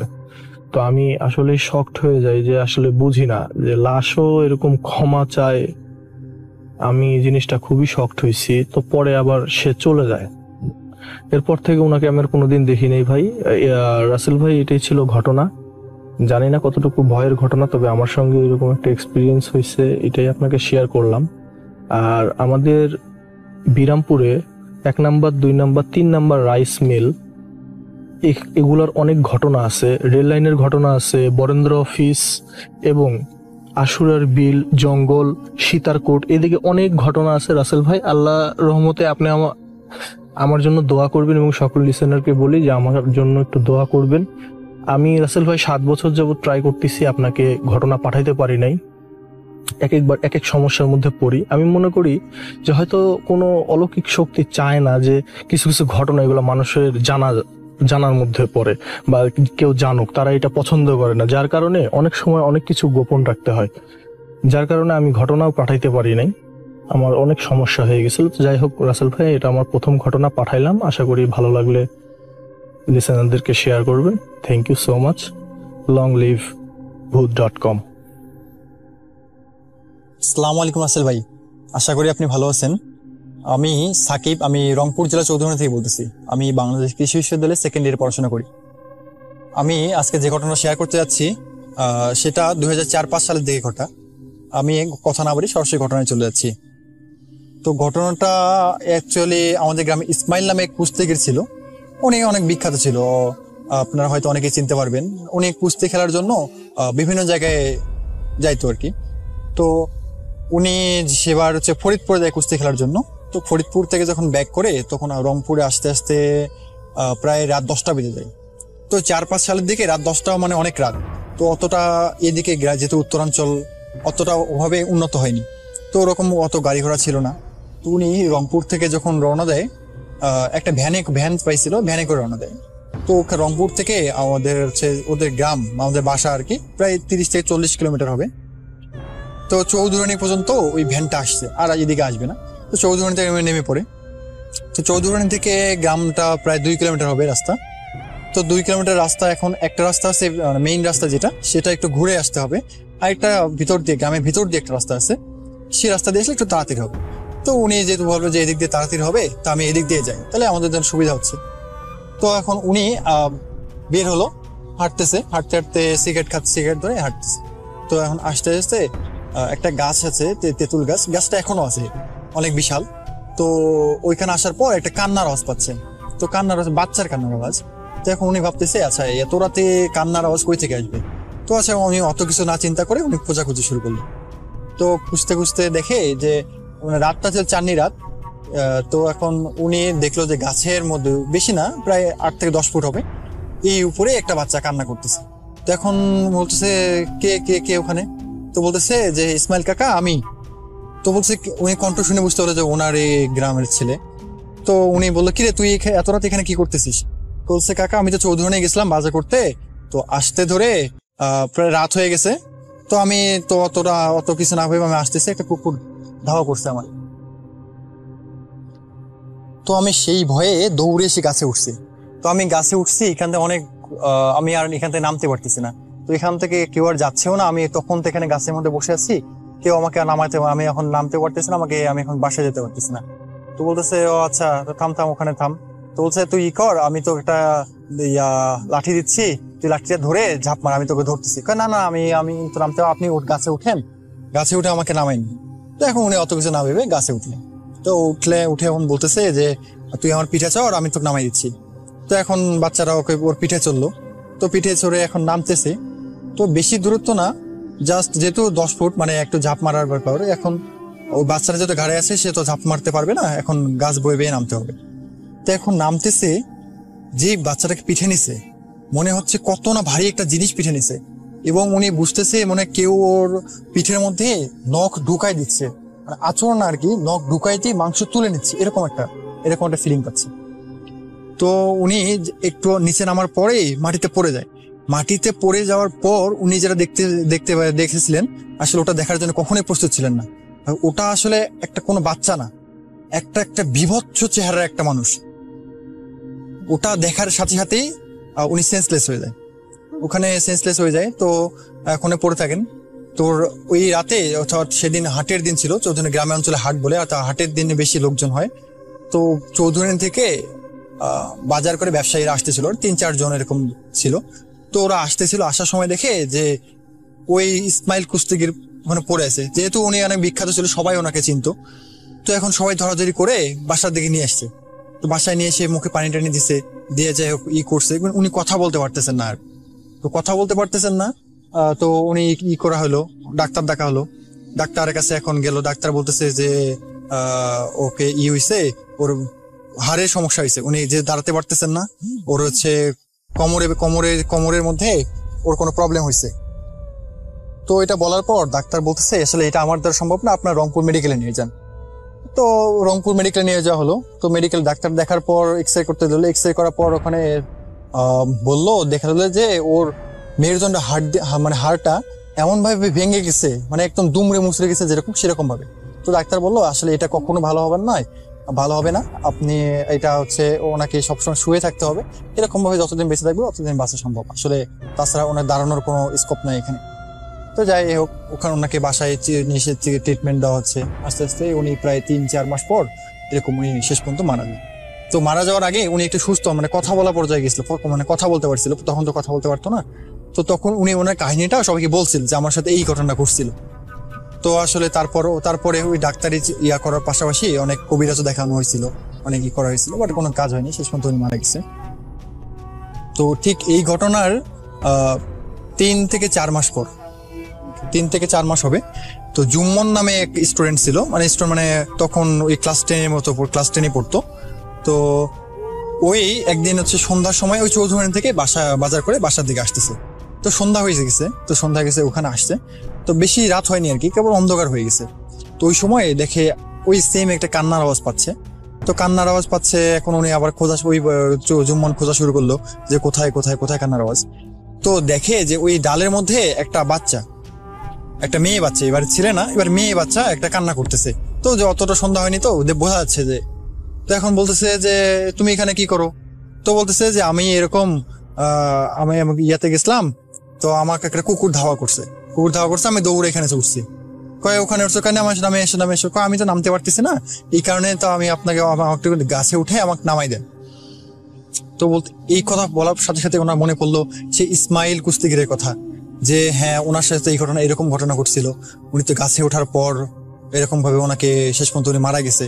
তো সে বুঝতে পারে, জুম্মন আসলে বুঝতে পারে যে আসলে এ কোনো হইতে পারে, অর্থাৎ কোনো অশরীরী আত্মা হইতে পারে। তো এখন সে বুদ্ধি করে সে বলে যে আচ্ছা তুমি করো, আমি তোমাকে লাঠি দিচ্ছি, তুমি নেমে গাছ থেকে নামো। না তুমি ওঠো। কেন? আমি সমস্যা নেই, আমি মই দিচ্ছি, তুমি মই এনে দিচ্ছি, তুমি গাছ থেকে নামো। না ওইগুলা দিয়ে কিছু হবে না, তুমি গাছে ওঠো, আমি তোমার সাথে নামবো, আমি নামতে পারবো না। তো এখন এটা ভেবে সে এখন ভয়ে মানে ওখান থেকে একটা দৌড় দেয়। তো কিছু দূর আসার পরে দেখি সে মেয়েটা ওর সামনে দাঁড়িয়ে গেছে। সে ওই বাচ্চাকে দেখে মানে ওর যে চেহারা দেখছে, আসলে সেই চেহারা দেখার জন্য সে কখনোই প্রস্তুত ছিল না। একদম বিভৎস চেহারা দেখছে, বিভৎস চেহারা দেখে সে ওখানে পড়ে যায়, সেন্সলেস হয়ে পড়ে যায়। তো সেন্সলেস হয়ে পড়ে যায়। তারপর ওকে অনেক খোঁজাখুঁজি, ওকে পাওয়া যায় না। পরের দিন সারাদিন খুঁজে, সেই রাতেই খোঁজা হয়েছে, সবাই মিলে নাকি খুঁজছে, তো ওকে পাওয়া যায়নি। তো এখন যখন পরের দিনও পাওয়া যাচ্ছে না, তার পরের দিনও পাওয়া যাচ্ছে, এরকম করে 1 সপ্তাহ কেটে যায়, কোনো খোঁজ নাই, প্রায় 1 বছর কেটে যায়। 1 বছর পর সে যে রাস্তা থেকে হারাই গেছিল, ঠিক বিকেল বেলা ওইখান দিয়ে সে হেঁটে আসতেছে। তো হেঁটে আসতেছে, সবাই কিরে কি জুম্মন ভাই, সবাই এখন ছোট বাচ্চারা প্রথমে দেখছে, জুম্মন ভাই কই গেছলি, কোনো কথা বলে না। তো এখন সবাই আস্তে আস্তে সবাই জানাজানি হয় কে জুম্মন আসছে। 1 বছর পর জুম্মন আসছে, তোর বাবা মা খোঁজ পায়, বাবা মা দৌড়ে আসে বাসায়, এসে ওকে বাসায় নিয়ে যায়, মাথায় পানি ঢেলে, মানে ওই কথা বলতেছিল না, মাথায় পানি ঢালার পর একটু করে পরে এখন বলে যে হালকা কথাবার্তা বলে। তো বলে যে আমাকে খাবার দাও। সে বলে খাবার দাও, মানে সে প্রচন্ড ক্ষুধার্ত, বলে যে আমার খাবার দাও। হ্যাঁ, সবাই এখন খাবার দাবার দিল, দিয়ে এখন সে একটু হালকা একটু সুস্থ হইলো। হওয়ার পর সে বলতেছে যে তার সঙ্গে কি ঘটছে। আসলে তাকে নাকি আচ্ছা একটা ওই মেয়েটা তাকে উঠাই নিয়ে গেছে, অর্থাৎ যে যখন তার হচ্ছে যখন জ্ঞানটা ফেরে, সে দেখে যে মানে অনেক লম্বা মানুষ, সবাই অনেক লম্বা মানুষ, সে একাই ওখানকার খাটে মানুষ, অনেক ফর্সা, অনেক সবাই পাঞ্জাবি পায়জামা পরা, সবাই অনেক দাড়ি, মানে অনেক বৃদ্ধ লোক, মানে অনেক সুন্দর উজ্জ্বল চেহারা, তার মধ্যে সে ওখানে একাই আছে। সে আসলে ওকে নাকি পরি উঠাই নিয়ে গেছিল, সে বলে সব ঘটনা খুলে বলে যে ওখানে কি হয়েছে না হয়েছে। ওকে নাকি এটা নিষেধ করছিল যে বাসায় এসে যেন সে এই ঘটনাগুলো কাউকে না বলে, তারপরও সে সবাইকে বলছে। তো এরকম সবাই সুস্থ হয়, করে হুজুর ডাকা হয়, হুজুর ডেকে তাকে করা হয়, তাকে হচ্ছে পানি পোড়া খাওয়ানো হয়। তো যাই হোক, সুস্থরাও ঠিকঠাক মতো সবকিছু চলতেছে। তো ঠিক মানে 3 মাস পর, 3 মাস পর আবার ওই রাস্তা থেকেই ওকে আবার উঠাই নিয়ে চলে যায়। এরকম করে প্রথম দিন খোঁজ নেয়, দ্বিতীয় দিন খোঁজ নেয়, তৃতীয় দিন খোঁজ নেয়, এবং 7ম দিনের বেলা সে আবার ফিরে এসে সে আবার ওই কাহিনী বলে যে আমাকে আবার উঠাই নিয়ে গেছিল। প্রথমবার তো আমাকে বলছিল, আমাকে প্রথমবার নাকি ওকে বিয়ে পড়া দিতে চাইছিল ওদের সাথে। তো ওই নাকি ওখানকার পরিবেশের সাথে ম্যাচ করতে পারছিল না। তো এখন ওখানকার যে সবাই বলছিল যে আচ্ছা একে আবার দেশে পৃথিবীতে পাঠিয়ে দেওয়া হোক, তো ওখানে যাওয়ার পর এর নেক্সট টাইম যখন ওকে নিয়ে আসা হবে, তখন যদি এই পরিবেশের সাথে খাপ খাওয়াইতে পারে তাহলে আমরা বিয়ে দিয়ে দেবো। তো আমি আবার গেছিলাম। তো যাওয়ার পর এবার আমি তো ওখানকার দিকে আমি বুঝতে পারছি, তো আমি তো ওখানে থাকবো না, কারণ একটা মানুষ কখনো একটা জিনের সাথে থাকতে পারে না, জিন পরিদের সাথে থাকতে পারে না, মানুষ আসলে মানুষের সাথেই সম্ভব। তো তারপর আমাকে আবার এখানে পাঠিয়ে দেয়, তো আমি যে আবার আসি। তো এরকম ভাবে ওই ছেলে এখনো আছে এখানে আছে। তো উনি নাকি মাঝে মাঝে এখনো বিয়ে শাদী করছে। তো এখন মাঝে মাঝে হুট করে 2-3 দিনের জন্য উধাও হয়ে যায়, আবার চলে আসে, এরকম কিছুদিন পর পরে এখনো ঘটনা ঘটে। উনি এখনো বেঁচে আছে। তো এই ছিল রাসেল ভাই আমার ঘটনা। আশা করি আপনি ভালো থাকবেন। আসসালামু আলাইকুম। চলে যাচ্ছি ঘটনায়। তিনি লিখছেন, রাসেল ভাই আমার সালাম নিবেন, আশা করি ভালো আছেন, আর আপনি তো সবসময় ভালোর দলে থাকেন, আর ভালো দলে থাকেন সবসময়, এটাই আমার একমাত্র কামনা। আমি আপনার পুরনো একজন লিসেনার মোহাম্মদ সিকান্দার আলী, ওমান থেকে লিখছি। আমি আমার বাড়ি চাঁদপুর জেলা সদরে, সেই 2012 থেকে আপনার সাথে আছি, এখনো আছি, এবং ইনশাল্লাহ আপনার সাথে থাকব। আমার নিজের সাথে ঘটে যাওয়া একটি ঘটনা লিখব বলেও লিখি না, যদি আমার এই ঘটনাটি ভূত.com সিলেক্ট না হয়, কিন্তু আজ লিখেই ফেললাম। যদি আমার প্রিয় ভূত.com সবার সাথে শেয়ার করার মতো হয় তাহলে পড়ে শোনাবেন। জি ভাই, আপনি লিখেছেন এবং আমি শেয়ার করছি সেটা। Thank you so much. 17 December 2018 রোজ সোমবার ঢাকা গাউসিয়া মার্কেট সংলগ্ন একটা মার্কেটে আমি টেলারিং এর কাজ করতাম, ইস্টার্ন মল্লিকা, এবং আমার বন্ধুর দোকান ছিল সেখানে। আগামীকাল মঙ্গলবার মার্কেট সাপ্তাহিক বন্ধের কারণে আজ সোমবার রাত 9টার সময় দোকান বন্ধ করে রওনা দেই সদরঘাটের উদ্দেশ্যে লঞ্চে করে বাড়িতে যাব বলে। সদরঘাটে এসে লঞ্চে উঠি এবং লঞ্চ ছাড়ে রাত 10টায় চাঁদপুরের উদ্দেশ্যে, এবং চাঁদপুর লঞ্চ ঘাটে এসে দেখলাম প্রায় রাত 2টার মতো সময়। আগেই বলে রাখা ভালো, চাঁদপুর লঞ্চ ঘাট থেকে আমার বাসায় যেতে পায়ে হেঁটে সময় লাগে মাত্র 5 থেকে 7 মিনিট। আমার এলাকা নিশি বিল্ডিং এর নতুন রাস্তা। যাই হোক, সবই চেনা জানা রাস্তা, ঘর বাড়ি, মানুষজন, তাই পায়ে হেঁটেই চলে আসলাম নিশি বিল্ডিং রাস্তার মাথায়। তখন আমি খেয়াল করলাম আমার বাসায় যাওয়ার রাস্তায় আমার সামনে একটু দূরে একটা আম গাছের নিচে একজন দাঁড়িয়ে আছে। আমি তাকে এই এলাকায় আগে কখনো দেখিনি, কারণ আমি আমার এলাকার সবাইকে চিনি, যেহেতু আমি এই এলাকারই। সময় তখন রাত 2টা। একা ভাবছি আর সামনের দিকে হাঁটছি। এত রাতে গায়ে আকাশি রঙের পাঞ্জাবি, পরনের লুঙ্গি, ফর্সা চেহারা, মুখে ছোট ছোট দাঁড়ি, আনুমানিক বয়স 35 থেকে 38 হবে। কে এই লোক? আগে তো কখনো তাকে এই এলাকায় দেখেছি বলে মনে হয় না। যাই হোক, আমি তাকে কিছু জিজ্ঞেস করব না ভেবে তার সামনে দিয়ে চলে যাব ভাবতেই সে আমাকে বলল, ভাই, চাঁদপুর ডোমকাটা কোথায়? আমাকে একটু বলবেন? বিশ্বাস করেন, যার সাথে ঘটনা ঘটে সেই একমাত্র বোঝে যে তার কি হয়েছে, কি ঘটনা ঘটছে বা ঘটতে যাচ্ছে। তখন আর আমি আমার মাঝে নেই। আমি তখন ভাবছি, হে আল্লাহ, তুমি এই অচেনা মানুষটাকে এখানে এত রাতে দাঁড় করিয়ে রেখেছ আমার কাছে জিজ্ঞাসা করার জন্য, তাও আবার লাশ কাটা ঘরের ঠিকানা। তখন আমি বললাম, জানি না ভাই। এই জানি না বলেই আমি আর পেছনে না তাকিয়ে সোজা গিয়ে বাসার গেটে নক করি এবং গেট খুলে দেয়। বাসায় ঢুকে ফ্রেশ হয়ে শুয়ে পড়ি আর ভাবছি, এই লোকটিকে আমার জন্যই সে কি অপেক্ষা করছিল? লাশ ঘরের ঠিকানা জিজ্ঞেস করছিল, আর অন্য কাউকে পেল না।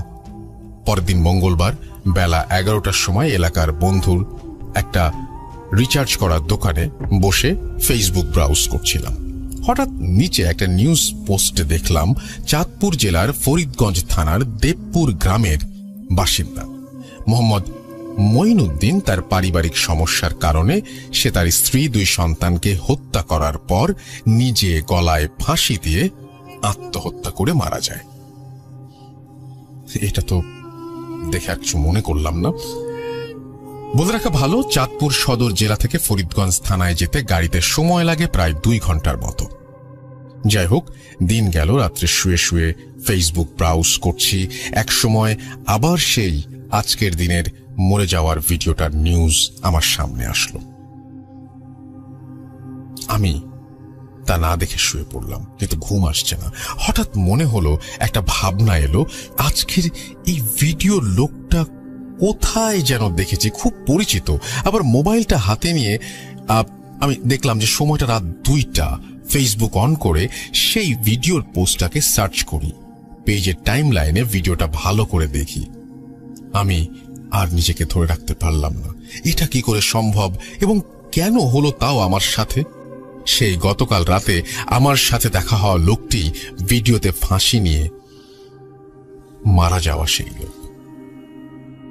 পরের দিন সকালে আমি চাঁদপুর সদর থানায় যাই। আমার পাসপোর্ট হারিয়ে গেছে, তাই থানার কর্তব্যরত অফিসার আমার কাছ থেকে একটি অনুমোদন পত্র নেয় নতুন পাসপোর্ট করার জন্য। তা নিয়ে থানা থেকে বের হলাম এবং দেখলাম 2 ভ্যান গাড়িতে 4টা লাশ, একটাতে বড় মানুষের 2টা লাশ, অন্যটাতে বাচ্চার 2টা লাশ।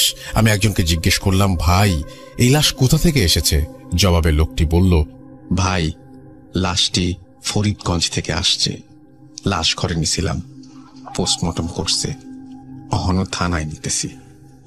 আমি আর অন্য কোনো কথা না বলে চলে গেলাম কাজে। সোমবার দিবাগত রাতে লোকটি তার পরিবারের সবাইকে মেরে সে নিজেও মারা যায়, এবং সেই রাতে আমার সাথে তার দেখা আমি মেলাতে পারছি না। তো আপনি এবং আপনাদের কাছে প্রশ্ন, কেন আমার সাথে এই ঘটনাটি ঘটল? ভিডিওটা আমি আপনাকে পাঠালাম, আর যদি চান আমার সাথে যোগাযোগ করতে তাহলে যোগাযোগ করবেন। আমার নাম মোহাম্মদ সিকান্দার আলী। এরপর তিনি ইমো নাম্বার দিয়েছেন এবং তারপরে তিনি তার ফোন নাম্বার দিয়েছেন, এবং তিনি বলেন যে এটাই আমার ঘটনা ছিল, গুছিয়ে লিখতে না পারার জন্য তিনি ক্ষমা প্রার্থনা করেছেন, এবং তারপরে তিনি লিখেছেন আমি গুছিয়ে লিখতে পারিনি, এবং তারপরে তিনি ধন্যবাদ জানিয়েছেন ভূত.com পরিবারকে।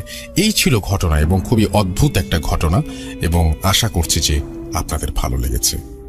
আমরা চলে যাব আমাদের পরবর্তী ঘটনায়, এবং আশা করছি যে এই ঘটনাটিও আপনাদের ভালো লাগবে, কারণ এটি একটি পরী নিয়ে ঘটনা, এবং ঘটনাটি এসছে ইন্ডিয়া থেকে। চলুন শুনি। হ্যালো রাসেল ভাই, আমি জুলিয়েট ফ্রম কলকাতা, ইন্ডিয়া। আমি আপনাকে 2 সপ্তাহ আগে একটি ঘটনা পাঠিয়েছিলাম, তো আজ আপনাকে আমি আর একটি ঘটনা বলবো, যেটা আমারই দিদি, যার ঘটনা আমি আগে শেয়ার করেছি, তার নিজের খুড়তুতো ভাইয়ের সাথে ঘটা, মানে তার কাকার ছেলের সাথে। এই ঘটনাটি ঘটে বনগা, আমাদের ইন্ডিয়াতে বনগা বলে একটি জায়গা আছে, বনগায়। আমি সংযত কারণে তার নাম বা পরিচয় দিতে পারছি না, আমায় ক্ষমা করে দেবেন। কিন্তু ঘটনাটি খুব ইন্টারেস্টিং। ঘটনাটি হচ্ছে, এই ছেলেটি যখন ক্লাস 3 কিংবা 4-এ পড়ে, তো তখন সে যখন স্কুলে যেত, হঠাৎ একদিন সে আর স্কুল থেকে বাড়ি ফেরে না। 7 দিন, 8 দিন, 10 দিন হয়ে যায়, খোঁজ পুলিশ, থানা, কোথাওই তাকে পাওয়া যায় না। হঠাৎ করে 7-10 দিন বাদে তার বাড়ির পেছনে একটা বাঁশ ঝাড় আছে, সেখানে তাকে বসে থাকতে দেখা যায়। এবার তো বাড়িতে তাকে তুলে আনা হয়, তাকে বারবার জিজ্ঞাসা করা হয় যে তুমি কোথায় গিয়েছিলে, তুমি কোথায় গিয়েছিলে, কি করেছো? কোনো উত্তর দেয় না। তাকে প্রচুর বকা হয়, মারা হয়, তাকে প্রচুর ভাবে ফোর্স করা হয় বলার জন্য, বাট কিছুতেই হি ওয়াজ স্টাবার্ন, ও কোনো কথাই ও উত্তর দেয় না। আবার ও নর্মাল লাইফ চলছে, হঠাৎ করে আবার গায়েব, স্কুল থেকে আর বাড়ি ফেরে না। এই ঘটনাটি দীর্ঘ অনেক দিন বলতে আমি আপনাকে ভুল বললাম রাসেল ভাই, এটা দীর্ঘ অনেক বছর এই এরকম ভাবে চলে। দিনে দিনে ব্যাপারটা আরো বেশি ফ্রিকুয়েন্ট হতে থাকে। আগে ধরুন যদি 2 মাসে একবার ওকে নেওয়া হতো বা 3 মাসে একবার নেওয়া হতো, তারপরে ধীরে ধীরে ওটাকে মাসটা, সপ্তাহটাকে দিন, এরকম ওকে কনস্ট্যান্ট এবার ফ্রিকুয়েন্ট ওকে নিয়ে চলে যাওয়া হতো। কিন্তু ও কোনোদিনই মুখ খুলতো না বাড়ি ফেরার পরে যে কোথায় আছে, কোথায় গেছে, কোনো কিছুই ও কাউকে বলতো না, একদম চুপ। ওকে মারলেও চুপ, ওকে বকলেও চুপ, ওকে জিজ্ঞেস করলেও চুপ। এইবার একবার এই ছেলেটি ধীরে ধীরে বড় হতে লাগলো, যেহেতু আপনাকে বললাম যে অনেক বছর ধরে ওকে নিয়ে যায়। ছেলেটি মোটামুটি বেশ একটু বড় হলো, তো তখন একদিন ওকে এরকম হঠাৎ করে ও স্কুলে গেছে আর ফিরছে না ফেরার সময় এবার বাড়িতে মা প্রচন্ড কান্নাকাটি করছে, রাতে বসে বলছে যে আমি তার মা ভগবানকে ডাকছে যে হে ঠাকুর, আমি কি করব, আমি কি, আমার ছেলেটা মরে যাবে, আমার ছেলেটা কোথায় যায়, আমার ছেলেটা কি কোনো বাজে সঙ্গে চলে গেল, কোনো বাজে বাজে সঙ্গ যেটাকে বলে, কোনো খারাপ কাজে যুক্ত হয়ে গেল, ও তো কোনো মুখ খোলে না। তো রাতে হঠাৎ ওর মা ঘরের মধ্যে দেখে ছায়া নড়াচড়া করছে। তো মা হঠাৎ করে কনসিয়াস হয়ে গিয়ে বলল, কে কে কে তখন কে তুমি, কে ওখানে?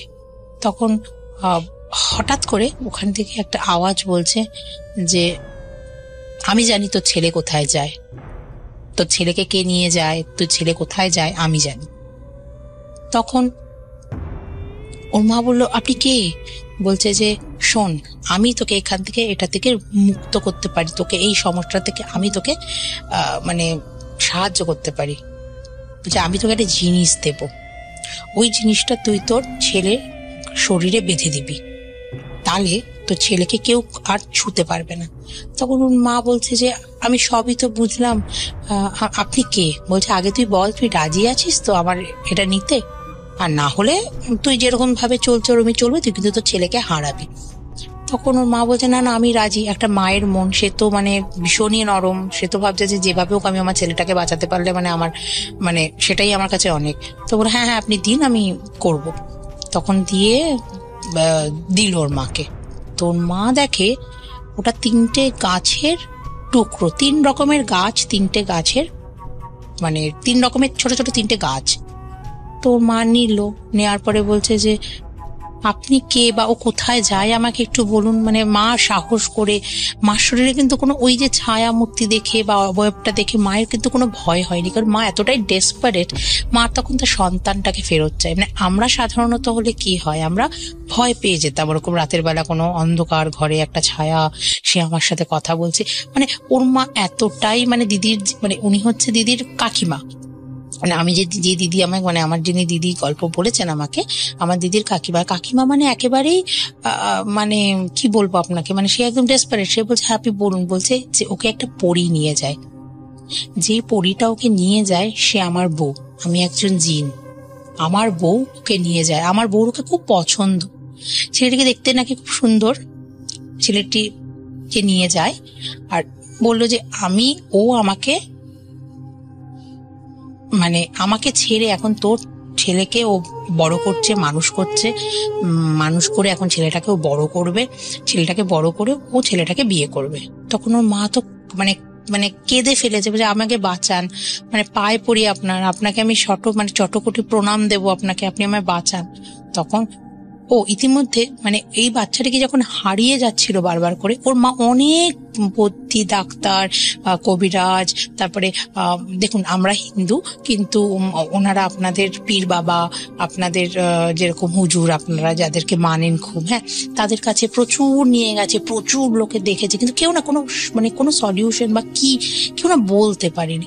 ওকে অনেক মাদুলি, মানে হয়তো 50-60টা মাদুলি ওর গায়ে দেয়া হয়েছে, একটা ওর গায়ে কোনোদিন থাকেনি। মাদুলি দিত, অটোমেটিক মাদুলিটা গায়ের থেকে গায়েব হয়ে যেত, ভ্যানিশ হয়ে যেত, পড়ে যেত, হারিয়ে যেত। তো তুমি ওকে প্রোটেক্ট করে রাখার মতন কিন্তু কোনো জিনিসই পৃথিবীতে ওর মা করে উঠতে পারেনি। এইবার তো চলে গেল। এবার বলছে পরীটা ওকে নিয়ে যায়। এবার মা সবই জেনে গেল। জেনে যাওয়ার পরে ওর মা ওই জিনিসটা গুছিয়ে নিজের কাছে রাখলো। এবার হঠাৎ করে যখন ছেলে বাড়ি ফিরেছে একদিন, কিছুদিন বাদে, তখন ছেলেকে বলে তুই স্নান করে আয়, স্নান করে তুই এক্ষুনি আগে যা, তুই স্নান করে আয়। তো স্নান করে আসার পরে ওর মা তার গলায়, হাতে আর কোমরে 3টে গাছ বেঁধে দিল।